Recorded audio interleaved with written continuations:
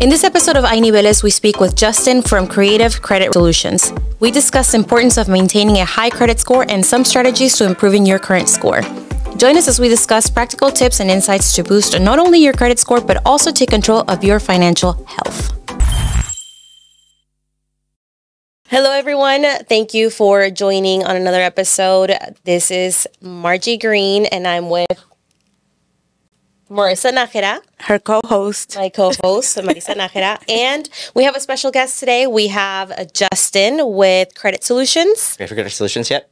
Yes. Yay. I'm excited to have you here because we have a ton of clients that we have a lot of credit questions. Every time I kind of post stuff in social media and everywhere, I always tell them that you really need to take care of your credit.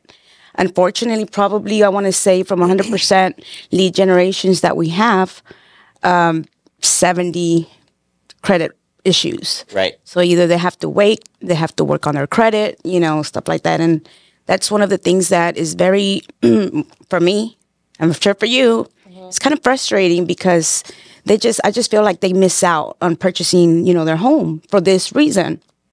So yes. I think that's one of the biggest issues that I come about. No, absolutely. And the main issue is that it's not, people don't know what they don't know. And people aren't taught as a kid how to manage their credit. They're not even taught as adults. I mean, I went to school, I've got a degree in finance. We didn't get taught that. I mean, in school, about money, we didn't learn the mechanics of how all that stuff works. So people, and this goes across all income levels, which is shocking. People think that if you have poor credit, you don't have income. That is not true. Lie. That is not true. It's a mindset. Correct. People take, they have various priorities on paying things on time based on kind of their personality. There should be like a course that everybody needs to take to really understand how it works and if they're not able to keep it together credit-wise, what that looks like for them in the future, because they don't really have that pain point until they go to you and try to get a mortgage. They found their dream house, and now they're like, well, I can't get that. Well, maybe I should pay more attention to my credit, so. Yeah, unfortunately, we get that a lot, and I mean, it's frustrating because they think it's us, but that's basically, I think, one of the biggest issues. Yeah, one of the biggest issues is that, right? What prevents people from buying? More often than not, it's that credit score and the overutilization. So I see a lot of people have, they have a nice income, the credit score is decent, but then they have a whole lot of debt. Or, they have a credit card with a $500 limit, and then they have a $489 balance. And, that kills, their credit score. And it's multiple of those accounts and collections and charge-offs. So that leads me to the next question. What is the difference between a collection and a charge-off? Sure, yeah. So that's a good question because people always get confused by that. They're like, okay, so I have this collection. This collection company is calling me, or I have very few people know what a charge-off is. So a charge-off really is just an accounting terminology for a creditor that didn't get paid, right? So after 6 months, generally speaking, it's moved over to their bad debt expense, and they call it a charge-off, right? And people get confused by that. They think it's all kinds of different things. One of the main things they think it is that they don't have to pay for it anymore because the company charged it off. I hear that all the time. I'm like, no, they can still collect on the debt. That's still very much a thing. They can collect on the debt. But where people get confused is that once it goes to charge-off status, let's say it's Capital One. I love to pick on Capital One. If it's a charge-off from Capital One, we have that $500 credit card. It's not paid for 6 months. It gets charged off. Capital One's going to try to collect in-house on that. Okay, there's usually one of kind of three directions that it can go. They're going to try to collect in-house, right? And if they can't collect in-house, they may outsource it to a company that specializes in collections. So Capital One will still own the debt, but they're outsourcing to like an attorney. So the client gets a call from an attorney. They assume that it's not charged off. It's now a collection, right? But the reality is technically it's still a charge-off because Capital One has outsourced that debt, right? The third kind of way that it can go is they can actually sell the debt off to a collection agency. And you'll know that happens because the charge-off zeroes out. You won't see any balance on it, and you'll see a nice, pretty collection that just popped up on your credit. How often are they able to do that? Because if it's an old collection and it's been some time, you're like, okay, well, maybe I have 3 years left of this on my credit, but then it gets sold, and then it's another, 7-10 years? No, it's not. So it looks that way. It appears that way, okay? So back to the Capital One example. Charge off, now they've sold it to a collection agency after, let's say, about a year, which is usually the time frame. After that first year or two, they move on either litigation or collection, if that's what they're going to do. And so they sell it to a premium collection agency like Portfolio Recovery, LVNB Funding, Midland. That's always bank debt, right? So they sell it to one of the premium companies. One of the premium companies can't collect on it after 3 or 4 years. The statute of limitations in Texas to be sued is actually 4 years. So then it becomes what we call zombie or junk debt, right? It's going to get passed on to, the highest bidder at that point. So 4 years, that's it? It's 4 years in Texas. That's the statute of limitations to where they have 4 years from the date of original delinquency to collect on the debt. If they don't, after 4 years, they can no longer sue you. It doesn't mean they can't try to collect. They can try to collect until you're 90, right? Okay. And then it stays on your credit for 7 years. Okay. So now back to your example to where you talked about how it gets sold and then resold and then resold. Doesn't happen frequently, but it does happen, right? So now the example where, let's say, it went from Capital One to Midland and then sold again, let's say on year 5 to some basement operation. They post that as a new collection, and it does deflate the client's scores, especially on the mortgage, because the mortgage scores are very sensitive to major derogatory items like that. But it's really 5 years old. So how do you determine how old the collection is? Well, you have to actually reach out to the company and ask for verification of the debt, right? So there's a back office kind of date that tells you how old that debt is. Just because it says that it posted today does not mean that it's not 5 or 6 years old. It very well could be. Another way to find out that date of original delinquencies, you can call the bureaus. The bureaus will tell you, hey, this is due to come off next year. So it's 6 years old.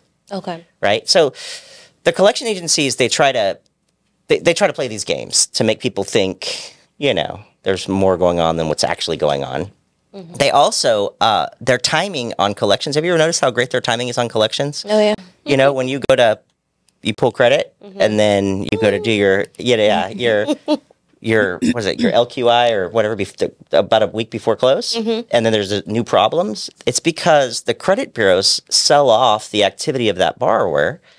They know that the borrower is trying to get a mortgage, so they sell off that activity, and then here they all come in and say, this is a great time to collect because we got it. We're going to get it. Yeah. They're going to have to do something about it. That's right.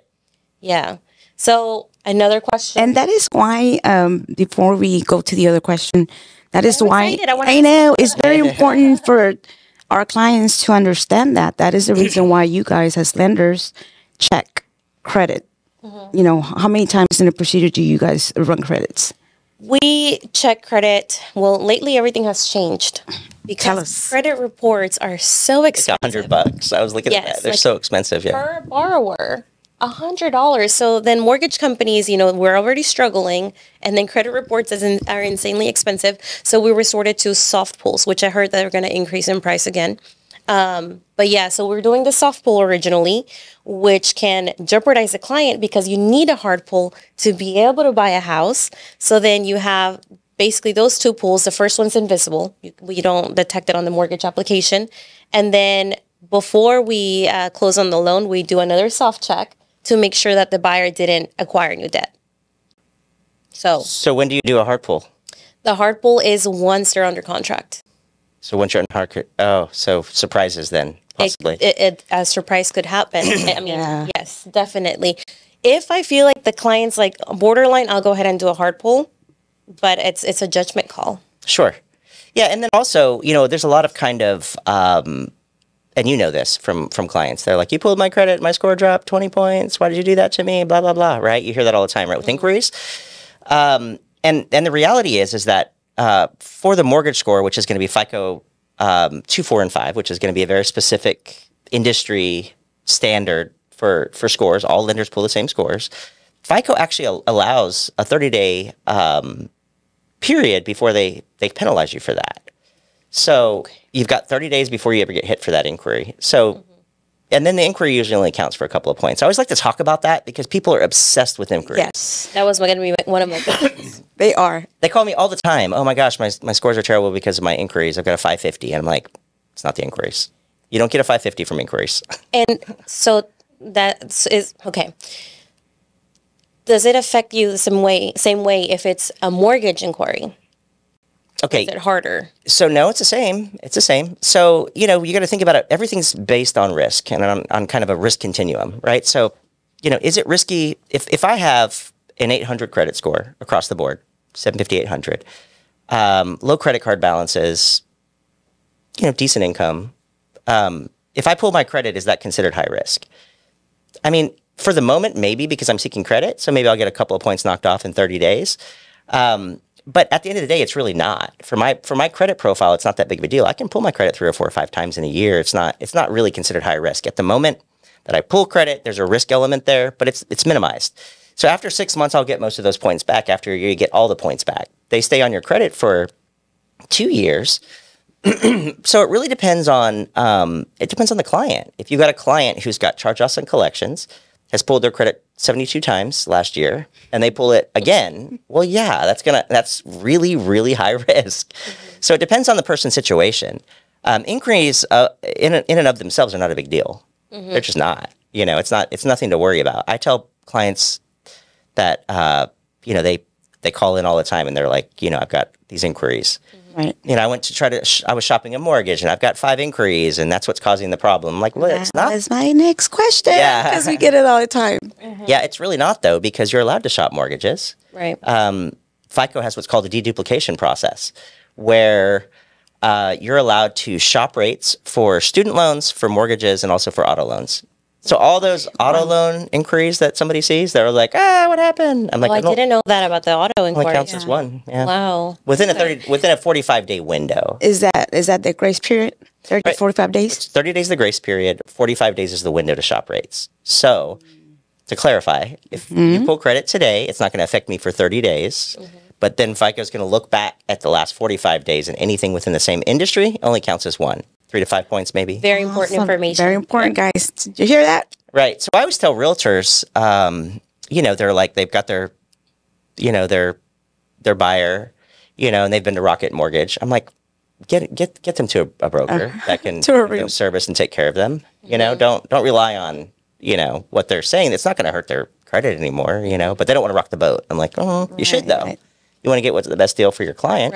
Right, exactly. You know what? Let me repeat that in Spanish just because that's a very important thing. So, básicamente estamos hablando de crédito, Margie. Nos acaba de decir aquí el especialista de crédito que si tú estás comprando casa o intentando aplicar para un préstamo hipotecario, muchas de las personas creen que si van a una compañía y lo aplican ahí, van a otra compañía, aplican ahí, les va bajando el crédito, al igual que cuando ustedes corren el crédito, si lo corren 2 o 3 veces, que les baja. Sí. Lo que nos está diciendo aquí el especialista es que no es así, ¿correcto? Correcto. Tienes entre 30 y 45 días en donde esta aplicación de crédito no te debería de afectar. Entonces, entre 30 a 45 días, los buró de crédito van a regresar en ese tiempo, y si tú aplicaste, vamos a decir, en 3 compañías o aplicaste en 3 diferentes prestamistas porque obviamente estabas buscando un buen interés, simplemente ellos van a regresar y lo van a contar como uno solamente, ¿ok? Muy importante, una pregunta que siempre nos hacen, un miedo que siempre tiene la gente. Y dijo que eso es lo mismo, eso aplica para mortgage, hipoteca de casa, para los préstamos de carros y, ¿cuál era la tercera? ¿Cuál era la tercera? What's the third one? Student loans. Y préstamos de estudiante. Y préstamos de estudiante, que yo no sabía que los carros eran igual. Yo tampoco. ¿Aprendimos algo? Estamos aprendiendo mucho aquí el día de hoy.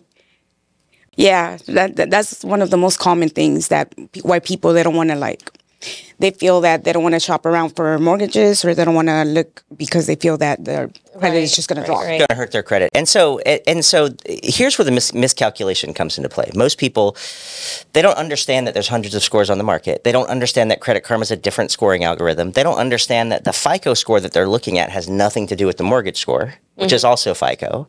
So as you know, the mortgage score is almost always lower than what they're going to see on the open market, right? So when they get burned one time, they have one lender pull their credit and they see that they had a 700 on Credit Karma, and now that shows they have a 650, they're like, it cost me 50 points. That's the natural deduction that happens in their head. Completely false.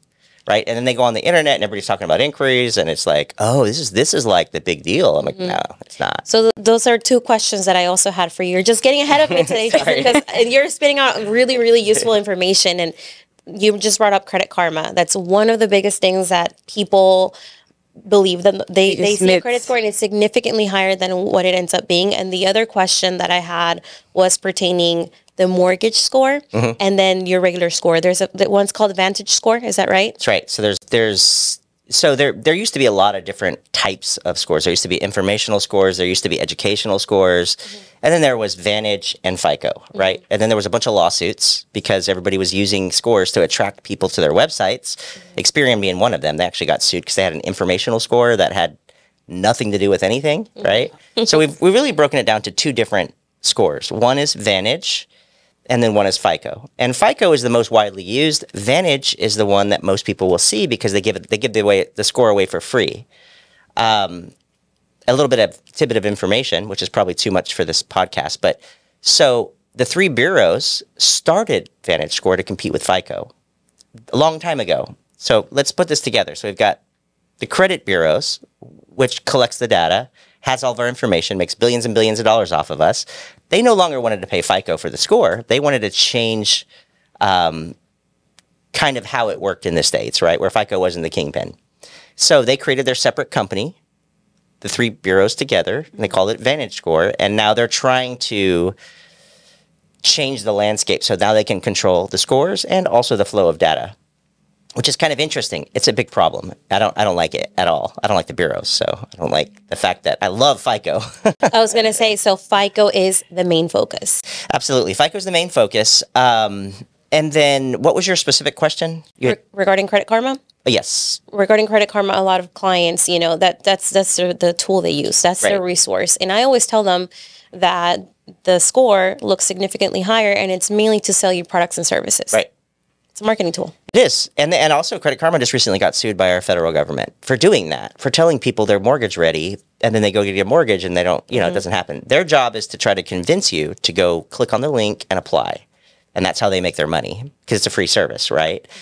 There's some other problems with Credit Karma too. They don't have Experian. They just have Equifax and TransUnion, right? Experian doesn't play with them. So they have 33% of the information's not there. They have the wrong credit scores. It's problems. So when we have people that, come to us and we ask them to sign up for a FICO service, they're like, but I've got Credit Karma. I get free credit-wise from Capital One, and I'm like, yeah, but it's not the right information. Yeah. So ¿escuchaste eso, gente? Básicamente aquí el punto más importante de Credit Karma. Yo sé que muchos de ustedes se enfocan en Credit Karma, se enfocan en tal vez en otras sites que ven por ahí que son gratis. Usualmente tu puntuaje de crédito no está correcto y es lo que siempre le explicamos al cliente de que no está correcto. Lo muestran un poquito más alto realmente de lo que es. No reportan a los tres buros de crédito. Eso es otra cosa. Por eso es de que no es correcto. Y básicamente Credit Karma simplemente está allí para venderte sus productos. O sea, para que le hagas clic, de ahí te vas, sacas una tarjeta de crédito y ahí se la llevan, ¿no? Entonces, ¿qué tienes? Cada año tú puedes pedir tu crédito, tu reporte de crédito, y es gratis. So, FICO requires payment to see their scores. To see the actually industry-specific scores, if you want to see your auto loan scores, your bank card scores, or your mortgage scores, you either have to pay for it or the client has to pay for it. Like, they're not giving away the free score, right? It's not the way they operate. Okay, so what's the website? What we use is myfico.com. That's how we manage our clients that are trying to get a mortgage. That's why we can, when our lenders reach out to us and say, we know where they're at, I can tell them exactly where they're at. We pull the same scores that, you guys do ultimately. But consumer, where can they go online? Myfico.com. Myfico.com. Justin, speaking about credit card, actually Credit Karma, what is the most common credit card promotional scams and tricks that you see? The most common credit card scams and tricks. Yeah, like the most common ones that you see that, they kind of trick you and then you end up, applying for those credit cards. Yeah, they really just tell people that they're qualified for things that they're not. And they have no way to do, they have, the lawsuit right now with Credit Karma is them being disingenuous, them getting people excited about offers and then it's really just clickbait just to get them to click. So there's nothing behind it. It's not like they did a pre-approval. It's not like they have all the information, right? They just decide, hey, you know, and so now they're kind of, you know, making adjustments on that. Same thing with autos. You know, now with auto loans, they're much easier to get, you know, so a lot of times they're not incorrect about that, you know. I mean, somebody can get an auto loan and put 10% down and get a 27% interest rate, and then now they can't buy a home, you know, so. It's crazy. I know a lot of our listeners are Spanish-speaking audience, and a lot of them also have the I-10 status. So in the past, I have worked with credit repair specialists that do not deal with any collections or derogatory history if it's an I-10 applicant. Is this something you can help with? Absolutely. I-10s are just the same as any other. They have identifying information that creates a file for them. All the credit bureaus are is just big databases, right? They're just big databases. They're not government bureaucracies. They're for-profit companies, you know, so they just gather information and they base it on some indicators, you know, their name, their social, their date of birth, some addresses, things like that. Where it gets tricky is when there's multiple I-10s that are all kind of in one file. That's where it gets tricky. Separate, you know, getting that sorted out can be very, very difficult. A lot of our lead generation that we get, unfortunately, is they think that coming to the lender, they're going to, you know, tell them what's wrong with their credit, blah, blah, blah. But most of the times the lender can, you know, kind of guide them just to, if it's something quick, you know, do this, do that. But a lot of our clients, they don't understand how important it is to hire a credit specialist. Like, they don't want to, you know, obviously invest more money on your charges or whatever. But I keep on telling them, you're going to have to do it. It's nothing that I want, you know, obviously. But, you know, it is what it is. I mean, you have bad credit, so you're going to have to work on it. And a lot of the things that I see as well is once they go to the lender and then they see that they have all these like collections or whatever, they're like, you know, they don't listen to them and they just pay it off. How important it is for them not to pay it off, trying to work on that deletion letter. You know, what can you tell us about that? Yeah, so there's a lot in kind of what you had just talked about. So I mean, it is true. You guys have amazing tools in order to you know, be able to qualify borrowers, and a lot of people don't realize that. But you know, you guys are able to do what if simulations. You're able to kind of do some predictive outcomes, some really cool tools that I actually wish I had, because I don't have those, right? Because we don't offer credit, so we can't get the same services that y'all have, right? So once it gets to a place where the lender is not able to help, then you've got two options. You can do nothing, right? And dreams are gone. Or you can partner with the lender's preferred choice for credit consultant. And then, you know, it gets passed over as an example to us. And then from there, what we do is we do a full analysis, and we actually build out a plan for the client. And we say, hey, these are the steps that we need to get to this place.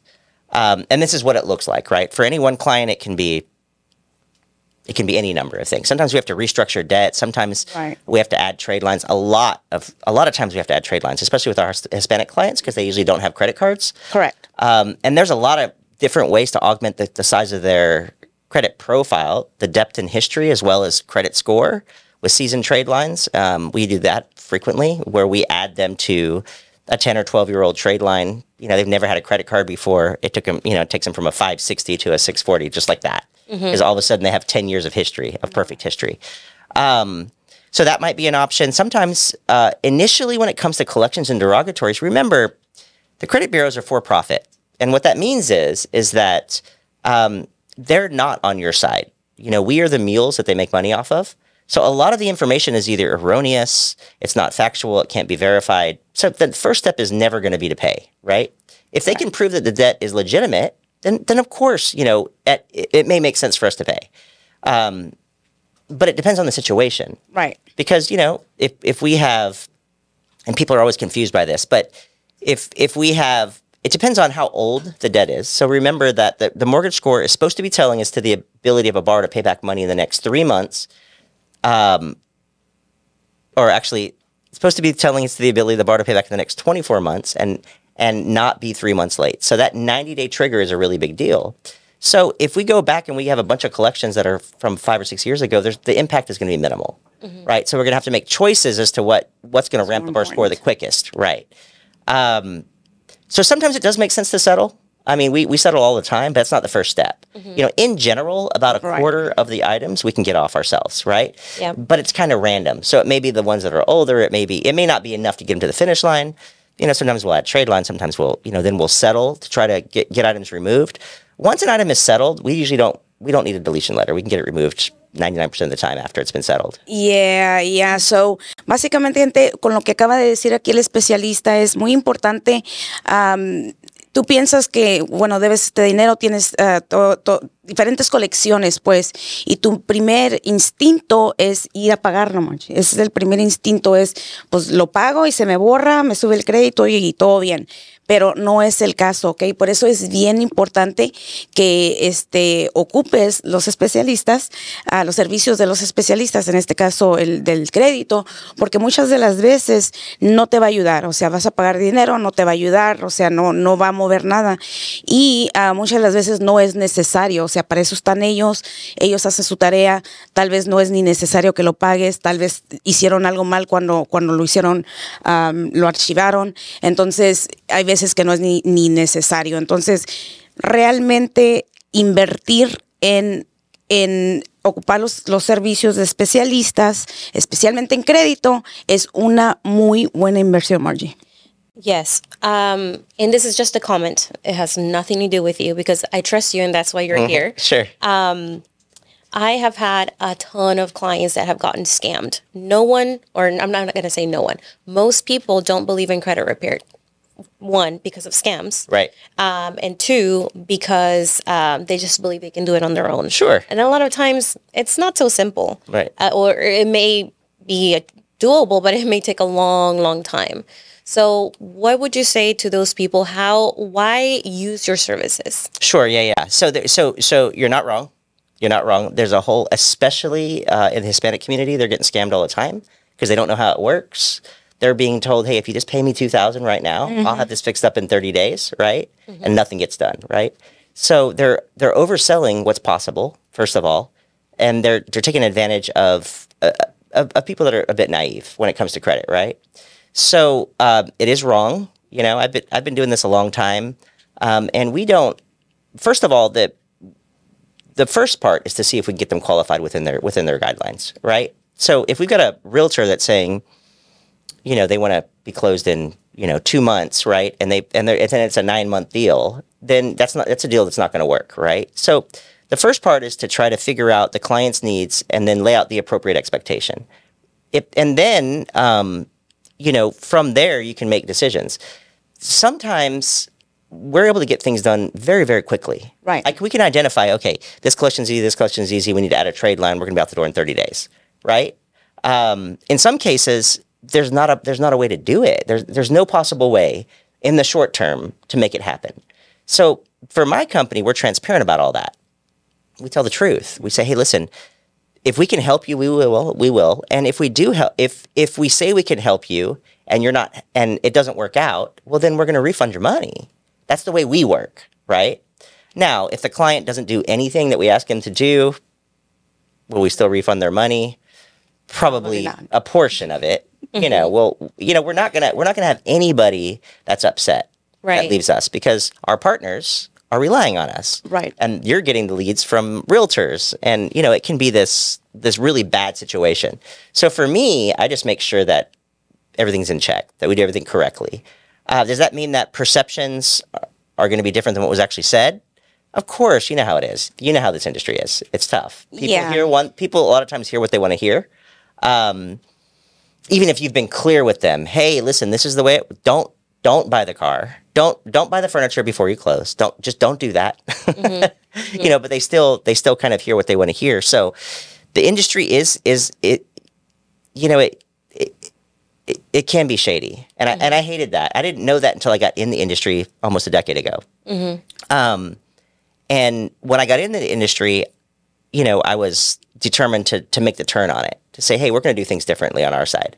We can either help the client or we can't. And if we can't, if we say we can help them and then they're not, and it doesn't work out, then we need to fix that. there's always that risk because you cannot Absolutely. guarantee that the credit will be fixed. But well, we can tell them. We can give them the plan. Hey, this is what this looks like. And how long it's going to I can take. sign off on it and say, hey, look, I believe that we can get this done. Or, hey, you know what? This is not going to work within your time frame. It's not going to make sense. how long does it normally take for someone to go through credit repair? I know it varies, but what's the average? Yeah, it depends. So, if we've got the client that has a 580 and you want them at a 620 or 640 and they've got 2 collections from collection agencies that we know the pathway to get them removed very quickly, and they don't have any credit cards, 30 days, right? If it's a situation where there's a lot of negative and we have to rebuild and reestablish credit, it could be more like 3 to 6 months, and then sometimes it goes even longer than that because we have some clients that take 2 steps forward, 1 step back all the time. They forget to make their payment. Or a new collection pops up. Mm-hmm. So it really just kind of depends. I mean, our goal is to get them through as fast as possible, right? Mm-hmm. So we're going to decide, what's the quickest way to get them closed? That's the number one. What's the quickest way to get them closed? And are they capable of doing that? What does their discretionary income look like? Mm-hmm. As an example, if we see that somebody income is relatively low, but they have a ton of debt, that's not going to be a client that we're going to take on because they're not going to be able to do what's necessary to get to the finish line. Right. So, gente, volvemos a lo mismo, es muy importante que agarren los servicios de estas personas. Una de las cosas que nos sucede, que lo miramos mucho en nuestra línea de trabajo es, Margie, no me va a dejar mentir aquí, es de que van, por ejemplo, me hablan a mí. Obviamente tú como consumidor puedes usar a las personas que tú quieras, pero nosotros ya tenemos establecido gente que nosotros les tenemos confianza y que sabemos que van a hacer el trabajo como debe de ser, ¿ok? Entonces, por ejemplo, yo lo mando al prestamista y ella dice, no, pues sabes que no puedes, tu crédito necesita mejorar. Y lo primero que hacen, Margie, es de que se van con otra realtor, esa realtor va y los manda con otro prestamista, o sea, ese es un problema grandísimo. ¿Ok? No, esas son cosas que tú tienes que trabajar, o sea, no porque te vayas con otro realtor, con otro lender. Y a veces sí hay el programa, o sea, hay algo que a lo mejor nosotros no vamos a hacer en el momento, pero la desventaja es que vas a tener un enganche más alto, un interés más alto. Exacto. Entonces, siempre te vamos a tratar de asesorar de la mejor manera. De la mejor manera. Y también lo que me he dado cuenta mucho es de que por alguna razón, no sé si es algo de la mente o qué onda, que cuando, bueno, vamos a decir, tú los refieres al especialista de crédito y no tienen confianza. O sea, creen que el prestamista quiere sacarles dinero o no sé cuál es la mentalidad que tenemos muchos, la mayoría de los hispanos, la verdad. Si lo sabe Dios, que lo sepa el mundo. Entonces, ese es uno de los problemas que yo miro bastante, de que no le tienen confianza al prestamista, que tú los mandes con ellos y piensan que es algo que le quieren sacar dinero y luego ¿qué hacen? Se van al Facebook, se van al Instagram y se van a la primera persona que ven ahí que supuestamente ayuda a arreglar crédito. Les cobran, no les arreglan por meses. Son historias tristes que yo he visto. Por eso yo digo, busquen una referencia profesional, no necesariamente de un amigo o una amistad. Ay, un compadre tiene un amigo que repara crédito, le ayudó. No, busquen ayuda profesional de gente que conozca y tengan las referencias como esos expertos. Nosotros podemos ver que Justin tiene demasiada información, es una persona extremadamente estudiada y no es cualquier persona en el internet. Acuérdate también que no estamos aquí para juzgarlos, no estamos aquí para ayudarte. El especialista no te va a juzgar, o sea, es nuestro trabajo, lo hacemos todos los días, lo hacemos con amor y con la expectativa de que tú llegues a tu sueño y a tu goal, que es comprar casa. Justin, going back to you, going back to the more in the personal side and the mind side of how us humans work, basically. Do you think it's like a mental thing that we don't know how to work? We don't know anything about credit. Is it something that you think do you see it more as, well, they were young and they stopped at Victoria's Secret, they offer them 20%, 20% off your purchase. They, start getting a credit card, they got a phone line, they got in a fight with their girlfriend, and now they're like, I don't want that phone no more, cut it, and do you think do you see it more in young people, or is it something that we're just not educated on? So it's all of those things. I'd say the primary issue is that there's no education around how all this stuff works. And then, people will go online to try to find information, and what they end up finding is half-truths and maybe not even truths at all. People's idea of the way things work, but not actually the way that it works. So, when I was young, I certainly blew out my credit. I mean, I did not survive my 20s without destroying my credit, right? I had a vehicle. I ended up wrecking the vehicle. I didn't have insurance on it at the time. It was just I cannot believe that from you. I know, isn't that terrible? So put together. I know, it's so, well, I mean, I was 20. I was doing what 20-year-olds do. I've aged and gotten more reserved, but in my 20s, I was a wild guy. So you have those types of situations. And so for younger people, you've got, and I just told my daughter this. My daughter is 21. She's actually getting married this year. I'm really happy for her. But she moved out when she was 18 or so. And I explained to her, I said, listen, you've got one chance at a really good credit profile. When you're young and you have a thin credit profile, you either pass or you fail. There is no in between. Right. You either, pass or you fail. And what that means is that if you even have one late pay, probably not going to get approved for stuff for some time. Right. But if you have perfect credit, you're able to keep that perfection for a long time. If you mess up your credit when you're 19 years old, it's going to take a long time to fix that. Now you're going to be in your early 20s, maybe even your mid 20s, may have to hire a company like mine. It's better just to keep everything in check, right? Right. So I think a lot of it comes from really just ignorance, not knowing how things work, and not having good resources to figure out how things are going to work, because all of the free resources are trying to sell you something, right? Like Credit Karma and many of the others. Right. And then as far as, kind of older adults, the reality is that not everybody has a perfect financial life. I mean, we go through waves of our financial life. I've been there where I've gone, right. And then, I mean, you guys know what I'm talking about, because the mortgage industry kind of just flipped, paused a little bit the last couple of years. So you went from, I know where you guys came from, because I was riding it with you guys, So I mean, there was so much business because people just were buying like crazy, right? So then, you have these financial lives. Somebody loses their job. Maybe they have their own company. Maybe they work on commission and the industry changes, and then they're kind of stuck in a situation where they're forced to either pay their credit card bills or provide necessities for their family, right? So they decide to provide necessities for their family. They get past that moment, and now they got their job back, or they got a better job. So people do this up and down thing pretty consistently. I'd say the biggest kind of issue as to why it destroys their credit is because they don't have the appropriate level of savings to sustain something like that. That's very common. Most people don't have savings. They don't. It's insane. Right. The amount of people that apply to buy a house with no money or $400 in the bank is insane to me. It's wild because, yes, there are programs. There may be seller concessions, but you still need money for your deposit, your appraisal, and your inspection. You have to have money. You have to find a way to be able to save.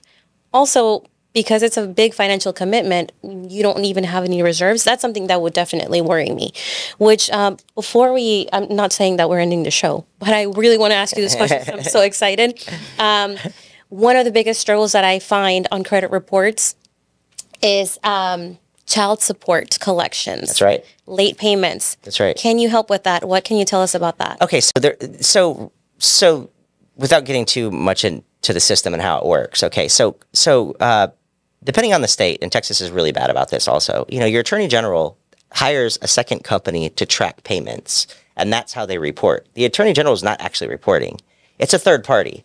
So child support can be rough because I've got a client who says, I pay every month. I've never been late, yet they're showing that I'm late, right? I called up and they said that I'm on time. I'm fine, yet it's still reporting behind. It's because the left hand doesn't know what the right hand's doing. So it's problematic. The good news is that it doesn't impact your score the same way that an actual account would impact your score. It's calculated differently. So it's minimal. In Texas, it's minimal, other than the fact that if it's FHA and you're behind, we've got problems, right? That's why I'm asking. Yeah. It's a big problem. I see it frequently. No, absolutely. So in other states, they actually show up as collections if you're unpaid, actual collection. So it can really do some damage. So, can we help? Minimally, because it's a state issue. It's a legal issue. We try to help, but it's hard. I'd say about 1 out of 3 we're able to help with that. It's a tough situation because, again, the Attorney General is not the one reporting the information. It's a third party that's reporting the information. And nobody knows what they're doing up there, right? So, that's the deal. I hate to be glum about it, but it's hard. It's a hard deal. Gente, la pregunta que acaba de hacer Margie ahorita muy importante acerca del child support ¿cuál era la pregunta que hiciste? Cuando si Justin puede ayudar en situaciones donde hay problemas de retrasos en el child support que se reportan en el historial de crédito o colecciones de child support. So básicamente nos está diciendo que es raro que pueda ayudar en esas cosas.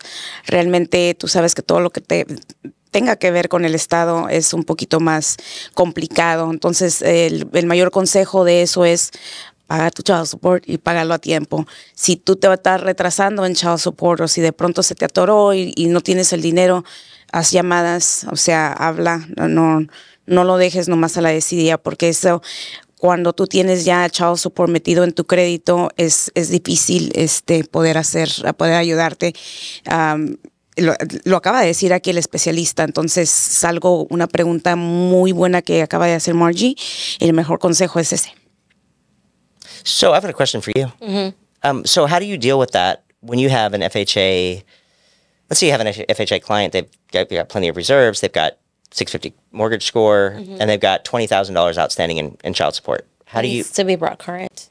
So if they create a deal with AG or whatever, does it have the whole 20,000 have to be? So they also have the arrearage, right? Is that what you're asking? Right. So as long as they're just paying that, if they're making payments, on it, that's good enough.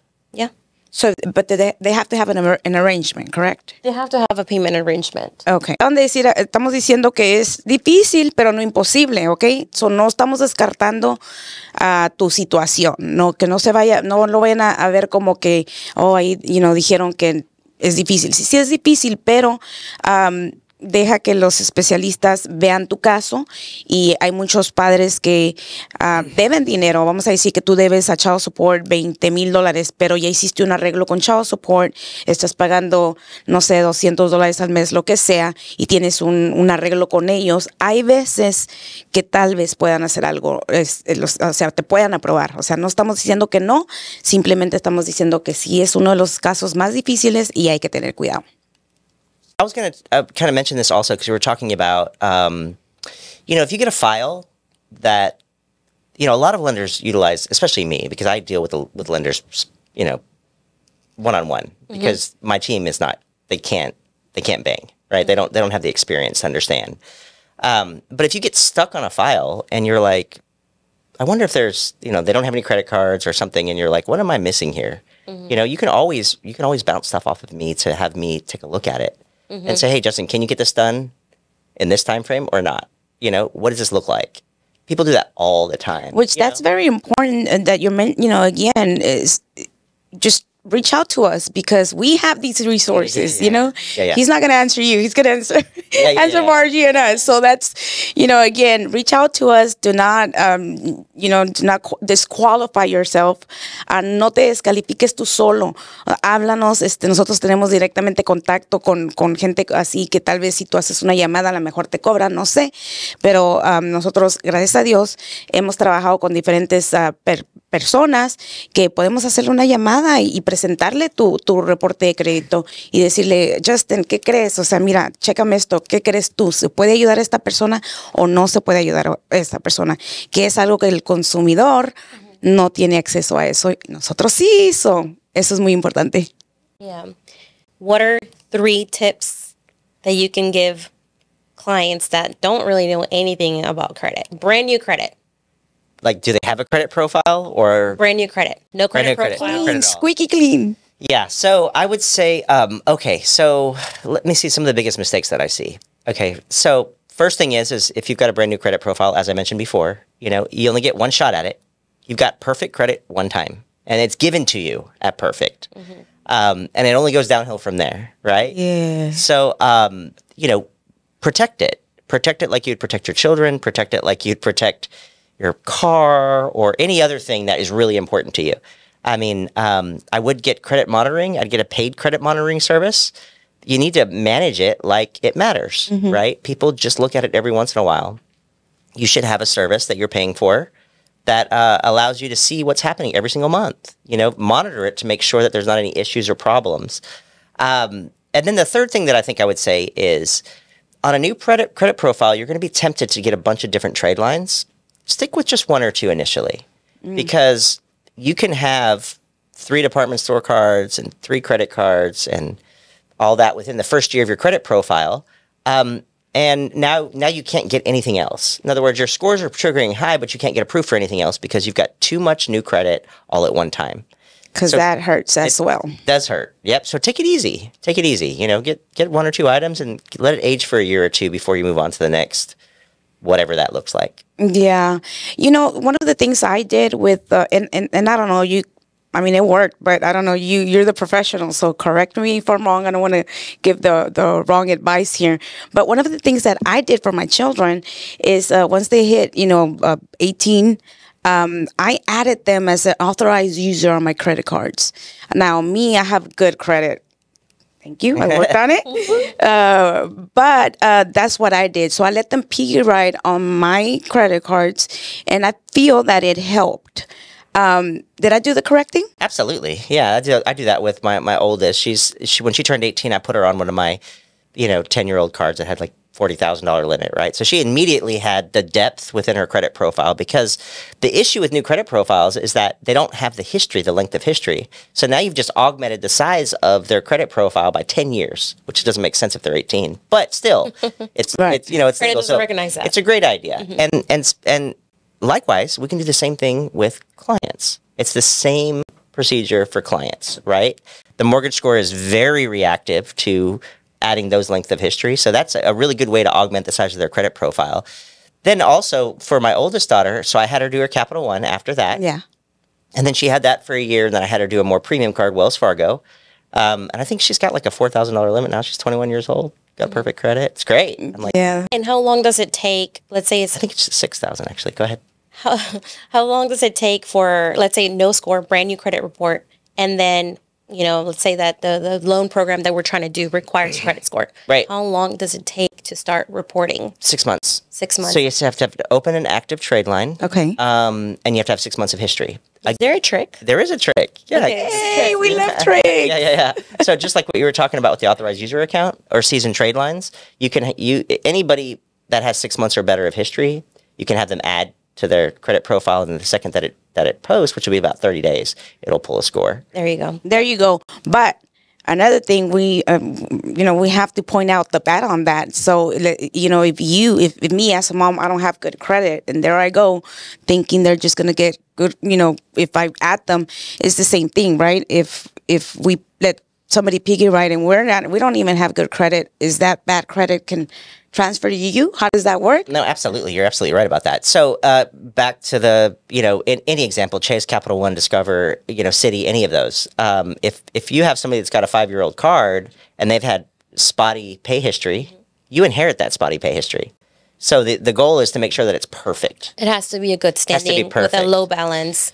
And high limit. Yeah. And so the trade lines that we have are usually 10 to 15 years old, anywhere from $30,000 to $50,000 limits, perfect pay history. So when you add that to a profile that for somebody that has minimal or even just a bunch of problems, you can still populate a qualifying score. I mean, we've populated no files to over 800 mortgage score. Wow, that's crazy. Yeah. Very fast too, like within 30 days. How many of your clients don't have any credit at all, or just have a couple of like medical collections they didn't realize were on there? I would say most of them have bad credit score. Most of my clients, initially, I guess, because in the Latino community, which is mainly my clientele, it's we're just not educated in Sure. credit. Well, in any culture, really, you don't learn until you actually start experiencing. But as far as no score, I would say about 25%. 25%. So those are good options. So Yeah, especially the I-10 clients, they usually don't have any credit history. Right, and there's only certain financial institutions that will post I-10. But what I always ask them is, do you have a mother, brother, sister, cousin, uncle that has, this type of a trade line? Yeah. With this financial institution? Well, yeah, I do have mom. Okay, have mom add you to it. Or no, Right. I don't have anybody. Okay, well, we can do that for you. Yeah, because that's very important. Either they don't have good credit because obviously, we're not educated on good credit, or they don't have no credit at all because they want to purchase everything in cash. Like they don't believe in credit cards. They don't believe in owing. It's drastic. It's either one thing or the other. There's not much in between. Right, that's because of the way things work back in their home country, right? Right. They don't have the big credit system. Exactly. Financial institutions aren't trusted, right? That is exactly right. So they come here thinking the same thing, which is, I mean, it makes sense. It makes sense, and it's Right, but normal. it works totally different. It works totally different. Yeah. Es que ya sabes, gente, la mayoría de las cosas de nosotros los hispanos es de que no sabemos de este tema, Margie. Venimos de nuestro país, habemos gente que la mayoría de nuestros clientes, cuando llegan a nosotros, hay que ayudarles a decir cómo le hagan para que empiecen a generar crédito, porque todo lo pagan en efectivo. Exactamente, efectivo es el número uno, o sea, porque se les hace mucho más fácil y no quieren endrogarse con crédito. Pero también... No creen en drogarse y no le tienen confianza también a los bancos. No le tienen confianza. Otra cosa que veo muy comúnmente es que hay mucha gente que, por ejemplo, empezó su crédito con el número de ITIN y en algún momento pudieron arreglar su situación legal y obtuvieron su seguro social. Mucha gente piensa que ese historial negativo, la mayoría es negativo, no se traspasa al número de seguro social, y eso es incorrecto. La mayoría de las veces yo puedo ver que todo el historial que se colectó con el número de ITIN sí se transfiere cuando tú tienes el número de seguro social. Y es muy importante porque la gente que tiene puro ITIN cree que no puede generar crédito. Sí puedes generar crédito, ¿ok? Si hay una manera donde ellos saben con tu nombre, ITIN number, hay diferentes maneras que sí estás generando crédito. Entonces, ese es otro de los problemas que vemos muy común, de que ellos creen que compran, sueltan, dejan de pagar, pagan tarde. Muy común, porque creen que como no tienen seguro social y están, o reportan con ITIN o a veces sin el ITIN. De todos modos, sí hay manera de que se puede saber que eres tú y te sigue ese historial. Muy importante que lo entiendas. Well, I think that you've provided a lot of useful information. I don't have any further questions. I'm sure I will later, but tell us how to find you on social media and email, phone. I don't know. Sure, yeah. So you can call me personally. My direct line is 972-603-6776. My company's name is called Creative Credit Solutions. That's the number I just provided is our direct line. We also have, a main phone line and whatnot. Really just reach out to Margie or anybody on her team, and then, we can contact. Yeah, Mariza and I would be able to channel them to you. Sure. And you do have available Spanish speaking. Do you have anybody in your team? Okay, yeah. So I used to, and I don't anymore. But it's okay, because now we have we can help. You can translate. Yeah. Well, but I do have a translator. Okay. Hey, there's ways. Justin, we thank you so much for making the time to come and talk to us, to come and talk to our listeners. I mean, you provided a lot of valuable information. Like, we really thank you for making the time. We hope that you come back one day in, season 2 of Hay Niveles. And we just want to thank everybody out there for listening. Remember to subscribe. Muchísimas gracias por sintonizarnos. Los esperamos en el próximo episodio de Hay Niveles. Margie, level up. Level up. Level up. Level up.